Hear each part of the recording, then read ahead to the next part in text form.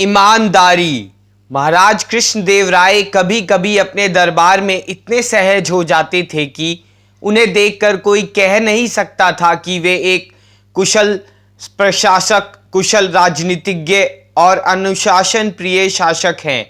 जिस दिन महाराज में सहजता दिखती, उस दिन आम सभासद भी मस्ती में आ जाते। सभा भवन में हंसी ठिठोली, बहस बतरस सब कुछ होता था। तेनालीराम एकमात्र ऐसा सभासद था जो यह समझता था कि महाराज का अचानक सहज हो जाना और सभासदों को इस तरह ढील देना भी उनकी शासन नीति का हिस्सा है। इससे महाराज अपने सभासदों की मूल प्रवृत्तियों को समझने का प्रयास करते हैं। सभासदों में खुलापन आते ही थोड़ी बहुत उच्च श्रृंखलता भी आ जाती थी, जिसे उस दिन महाराज लक्ष्य मानते थे। लेकिन उच्च श्रृंखला के होने वाले सभासदों के प्रति उनका व्यवहार बाद में बदल जाता था। वे ऐसे सभासदों से कड़ाई से पेश आते और आदेशात्मक होकर छोटी पंक्तियों में बातें करते। एक दिन तेनालीराम थोड़ी देर से सभा भवन में पहुंचा। उस समय एक सभासद कोई मनोरंजक घटना सुना रहा था।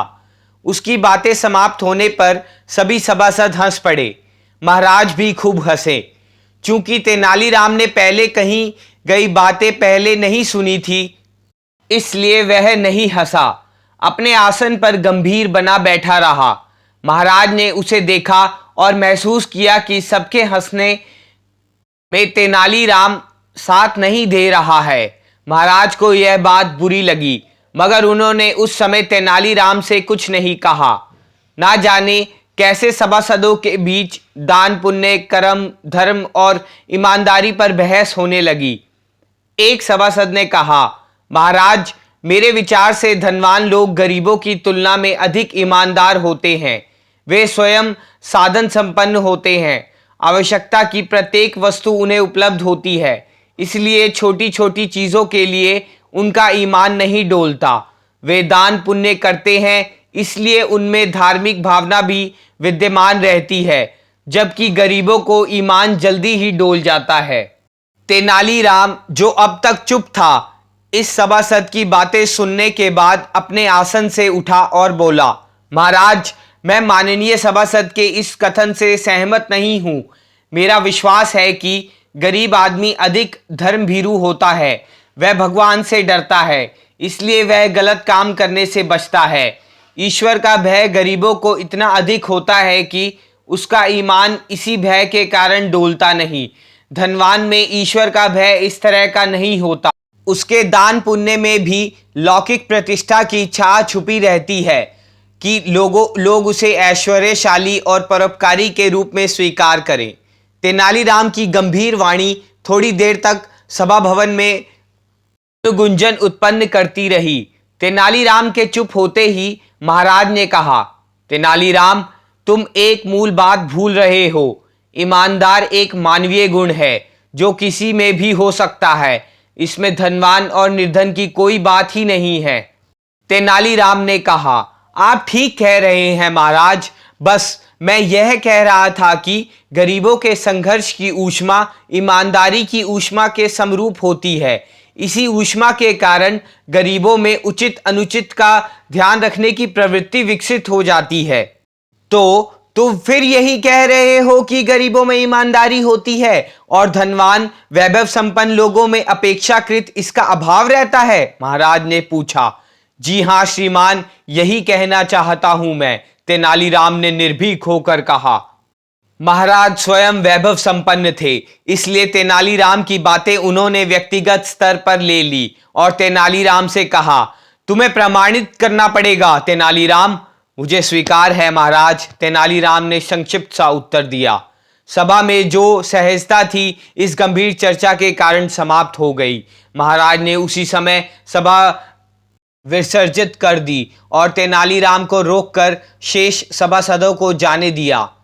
लौट रहे सभासदों में इसी बात की चर्चा हो रही थी कि आज महाराज तेनालीराम से नाराज हो गए कि महाराज से तेनालीराम को मुंह नहीं लगना चाहिए कि अब आया है ऊंट पहाड़ के नीचे, अर्थात जितने मुंह उतनी बातें। सभासदों के जाने के बाद महाराज ने तेनालीराम से पूछा, तेनालीराम, तुम कितने दिनों में सिद्ध कर सकोगे कि धनवानों की अपेक्षा गरीब आदमी अधिक ईमानदार होता है?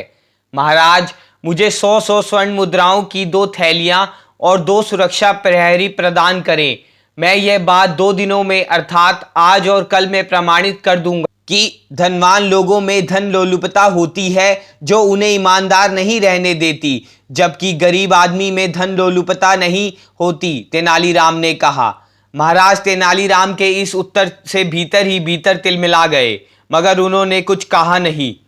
उन्होंने तेनालीराम को 2 थैलियों में स्वर्ण मुद्राएं और 2 प्रहरी उपलब्ध करा दिए। तेनालीराम उन्हें लेकर राजभवन से बाहर राजमार्ग की ओर महाराज की आज्ञा लेकर चल पड़ा। महाराज से चलते समय उसने कहा, महाराज, आप मुझे शुभकामना दें कि कल शाम मैं प्रमाण सहित अपनी बात सिद्ध कर सकूं। तेनालीराम ने दोनों प्रहरियों को व्यापारी वेश में अपने घर आने का निर्देश दिया और स्वयं अपने घर चला गया। वह अपने साथ स्वर्ण मुद्राओं की थैलियां भी लेता गया। ऐसा अवसर पर तेनालीराम बहुत सजग हो जाया करता था। उसके रंध्र रंध्र में सजगता उत्पन्न हो जाती थी, यानी वह अत्र नेत्रधारी बन जाता था। लोग उसके इसी गुण के कारण ही उसे चक्षुष्वा और प्रज्ञाचक्षु आदि विशेषणों से संबोधित किया करते थे। उसके घर पहुंचने के थोड़ी देर बाद ही दोनों प्रहरी व्यापारियों के बाने में उसके घर पहुंचे। तेनालीराम उन्हें लेकर विजयनगर के बाजार में चला आया और देर तक इधर उधर टहलता रहा। वापसी के समय उसने दोनों प्रहरियों को एक एक स्वर्ण मुद्राओं की थैली थमा दी और एक को एक धनी व्यापारी के आगे चलते हुए थैली कहीं सुनसान इलाके में गिराकर चले जाने को कहा। उसने प्रहरी को उस धनी आदमी को भी दिखा दिया जिस धनी आदमी के आगे उसे चलना था। संभवतः तेनालीराम उस धनी आदमी को पहचानता था और जानता भी था कि वह कहाँ रहता है। पुनः दूसरे प्रहरी को एक गरीब आदमी के आगे आगे जाने का उसने निर्देश दिया और प्रहरी को बता दिया कि उस गरीब आदमी का गंतव्य क्या है। इस प्रहरी को भी तेनालीराम ने सुनसान स्थान पर थैली इस तरह गिराने को कहा जिसे वह गरीब आदमी देख ले। अपनी व्यू रचना तैयार कर लेने के बाद उसने दोनों प्रहरियों को यह निर्देश भी दिया कि वे दोनों थैलियां गिरा देने के बाद तेजी से आगे जाएं और कहीं छुप जाएं। जब उनका शिकार राह में गिरी थैली लेकर बढ़े तब वे उनका पीछा करें और देखें कि वे थैली का क्या करते हैं। अपने द्वारा दिए गए निर्देशों से तेनालीराम संतुष्ट था। उसे विश्वास था कि आज रात में ही उसे वांछित प्रमाण प्राप्त हो जाएगा। दोनों प्रहरियों को विदा करने के बाद तेनालीराम अपने घर लौट आया।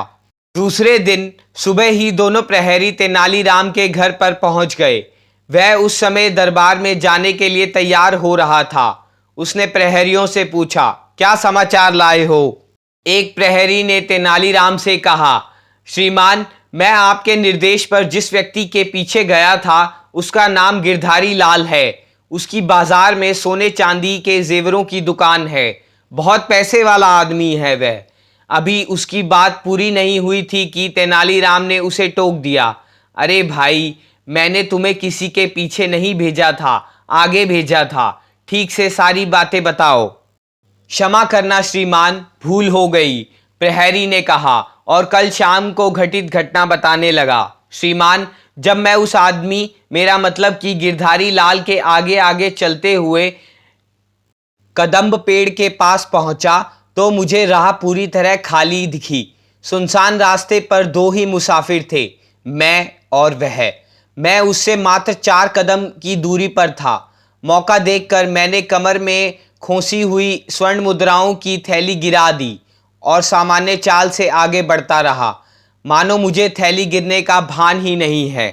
कुल 4 कदम चलकर मैंने अपनी गर्दन पीछे की ओर हल्के से घुमाई तो पाया वह व्यक्ति नीचे गिरी थैली उठा रहा था। मैंने अपनी गति बढ़ा दी। थैली उठाने के बाद वह थोड़ी धीमी गति से चलने लगा। मैं तेज चलता हुआ राह में आए एक पेड़ की ओट लेकर खड़ा होकर उसकी प्रतीक्षा करने लगा। जब वह उस पेड़ से थोड़ा आगे निकल गया तब मैं भी पेड़ की ओट से बाहर निकलकर उसका पीछा करने लगा। वह आदमी हल्दी बाजार के निकट बसे कुलीनों के मोहल्ले में बने गुलाबी मकान में रहता है। उसके घर ही बाहरी दीवार पर उसका नाम खुदा हुआ है, गिरधारी लाल। मैंने घर के चारों ओर छोड़ी गई खुली जमीन का लाभ लिया और एक कमरे की खुली खिड़की से अंदर झांका तो पाया कि गिरधारी लाल थैली से स्वर्ण मुद्राएं निकाल कर गिन रहा है। उसने मुद्राएं गिनकर उन्हें थैली में रखा और आसमान की ओर हाथ जोड़े कुछ देर तक खड़ा रहा। फिर स्वर्ण मुद्राओं की थैली को कमरे में लगी तिजोरी में रखा। तभी एक वृद्ध व्यक्ति उसके कमरे में आया और पूछा, क्या बात है गिरधारी, तुमने हाथ पांव भी नहीं धोए और कमरे में चले आए? तुम्हारा स्वास्थ्य तो ठीक है? प्रति उत्तर में उसने क्या कहा मैं नहीं सुन पाया। तेनालीराम ने उस प्रहरी की पीठ थपथपाई और दूसरे प्रहरी की ओर देखकर पूछा, तुम्हारा समाचार क्या है? प्रहरी ने कहा, श्रीमान, मैं जिस व्यक्ति के पीछे गया था वह बहुत गरीब और ईमानदार आदमी है। हल्दी बाजार के पश्चिम में बसे मछुआरों की बस्ती में रहता है। जब मैं उसके आगे चलते हुए एक स्थान पर थैली गिराकर आगे बढ़ा तब उसने आवाज लगाई, अरे भाई साहब, आपकी थैली, आपकी थैली। मैंने उसकी आवाज अनसुनी कर दी और तेजी से आगे बढ़ने लगा और वह हाथ में थैली लिए लगभग दौड़ता हुआ भाई साहब पुकारता रहा। अभी वह 2-4 कदम ही दौड़ पाया था कि उसके पांव में किसी चीज से ठोकर लगी और वह गिर पड़ा। उसके हाथ से थैली छिटक गई और उसमें से स्वर्ण मुद्राएं निकलकर सड़क पर बिखर गई। तब तक मैं सड़क के पास एक गड्ढे में जाकर छुप गया। थोड़ी देर बाद वह आदमी हाथ में थैली लिए इधर उधर देखता हुआ तेज कदमों से जाता दिखा। संभवतः वह मुझे ही तलाश रहा था। मैं थोड़ी देर के बाद उस गली से निकला और उससे कुछ दूरी बनाकर चलने लगा। जब वह व्यक्ति अपने घर पहुंच गया तब चटाई पर बैठकर उसने स्वर्ण मुद्राएं गिनी। उसने एक कपड़े के टुकड़े में थैली बांधकर अपने हाथ में ले ली और उसने कहीं जाने के लिए निकल गया। मैंने समझा कि जरूर वह स्वर्ण मुद्राओं को छुपाने के लिए जा रहा होगा, लेकिन वह अपने घर से सीधा राज्य कोषागार पहुंचा और 100 स्वर्ण मुद्राओं की वह थैली वहां जमा कराकर पर्चा कटवाया। उसके बाद वह अपने घर चला आया। राज्य कोषागार से उसने पर्चे पर अपना नाम रामानुजम लिखवाया है। तेनालीराम ने उस प्रहरी की भी पीठ थपथपाई, उन्हें सीधे राजभवन पहुंचने का निर्देश देकर भोजन के लिए अपने घर के भीतर चला गया। आज अब आपको अधिक प्रतीक्षा नहीं करनी पड़ेगी। आप कृपा कर राज्य कोषागार से यह पता कराएं कि राजमार्ग में पड़ी 100 स्वर्ण मुद्राओं की 2 थैलियां क्या किसी को मिली हैं, और राज्य कोषागार में यदि इस तरह की थैलियां जमा कराई गई हैं तो जमा कराने वाला कौन था? अरे महाराज चौंक पड़े। क्या बात हो गई तेनालीराम, तुम शेष सभासदों के आने की प्रतीक्षा भी नहीं करना चाहते? उन्होंने तेनालीराम से कहा। महाराज, तेनालीराम ने विनम्रता से कहा, जिन 2 प्रहरियों की सेवाएं मैंने ली थी वे दोनों रात भर जगे रहे हैं। मैं उनकी सेवाएं वापस करने के उद्देश्य से ही सभा शुरू होने के समय से पहले पहुंच गया हूं।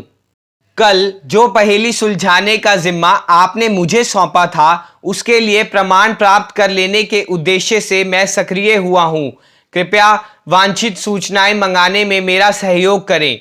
यदि आप निर्देश देंगे तो सूचना अधिशीघ्र प्राप्त हो जाएगी और सभासदों के आने पर इन दोनों प्रहरियों को मुक्ति मिल जाए सकेगी। ये दोनों प्रहरी मेरे शोध के प्रमाण में भी हैं और प्रत्यक्षदर्शी भी। महाराज कृष्णदेव राय समझ चुके थे कि तेनालीराम ने गरीबी और ईमानदारी का संबंध स्थापित करने का कोई सूत्र अवश्य पा लिया है। उन्होंने राज्य कोषागार से सूचना मंगाई। सूचना पत्र में लिखा गया था कि रामानुजम नाम के एक व्यक्ति ने 100 स्वर्ण मुद्राओं की एक थैली राज्य कोषागार में कल मध्य रात्रि से पूर्व जमा कराई है। यह थैली उसे राजमार्ग से हल्दी बाजार जाने वाली राह पर मिली थी। रामानुजम हल्दी बाजार के पास मछेरों की बस्ती में रहता है और मधुमक्खियों के छत्ते से मधु निकालने का कार्य करता है। महाराज ने सूचना पत्र का अवलोकन कर उसे तेनालीराम को सौंप दिया। जब सभा भवन में सभी सभासद पहुंच गए तब तेनालीराम ने कहना आरंभ किया, महाराज, आपके निर्देश पर कल मैंने एक प्रयोग किया और प्रयोग परिणाम मुझे आज मिल गया। सूचना पत्र जो राज्य कोषागार से मंगाया गया है वह एक गरीब व्यक्ति के ईमानदार होने का प्रमाण पत्र है। यह सूचना पत्र बताता है कि गरीब आदमी धन लोलुप नहीं होता है। फिर तेनालीराम ने सविस्तार अपनी योजना के क्रियान्वयन की कथा सभा भवन में सुनाई। प्रमाण के रूप में दोनों प्रहरियों को प्रस्तुत किया गया। दोनों प्रहरियों ने सभासदों को संपूर्ण घटना की जानकारी दी। महाराज ने सिपाहियों को भेजकर सेठ गिरधारी लाल को पकड़वा कर मंगवाया। पहले तो सेठ इस घटना को ही गलत बताता रहा, लेकिन जब तेनालीराम ने उससे कहा कि 100 स्वर्ण मुद्राओं से भरी थैली तुमने अपने कमरे की दीवार में लगी तिजोरी में रखी है, तब वह सेठ टूट गया और अपना अपराध स्वीकार कर लिया। महाराज ने सिपाहियों को भेजकर स्वर्ण मुद्राएं मंगा ली और उसे राज्य कोषागार को सौंप दिया गया।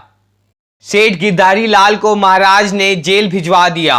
गरीब रामानुजन को दरबार में बुलाकर 100 स्वर्ण मुद्राएं उसकी ईमानदारी के लिए पुरस्कार स्वरूप प्रदान की। इसके बाद महाराज ने तेनाली को अपने गले से लगा लिया और कहा, सचमुच तेनालीराम, तुम्हारी मेधा का कोई दूसरा उदाहरण मैंने नहीं देखा।